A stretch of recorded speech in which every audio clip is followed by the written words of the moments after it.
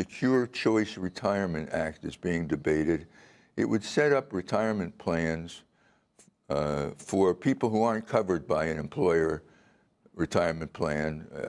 It would apply to businesses over 25 employees, and the company would be obliged to create a 401k for the employee. The employee would pay into it. The employer wouldn't have to pay into it, just administer it. What do you think about that proposal? Well, again, you have Trenton inserting itself into a free market system, Trenton inserting itself into small business. Look, the state's pension system is in disarray.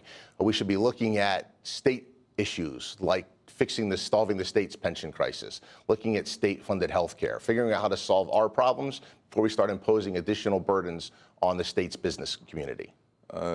Senator Sweeney, a Democrat, is among those calling for another round of pension reform or pension cuts, depending on your point of view. What's your view on whether public pensions need to be trimmed?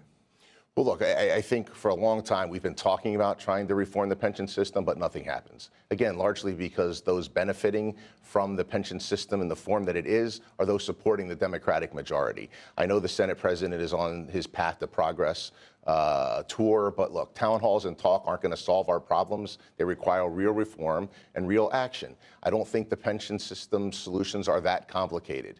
We need to move people away from defined benefit programs and put them into defined contribution plans.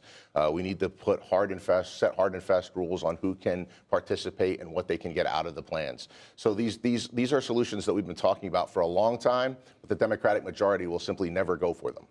What do you think the governor's going to present on Tuesday? What kind of budget?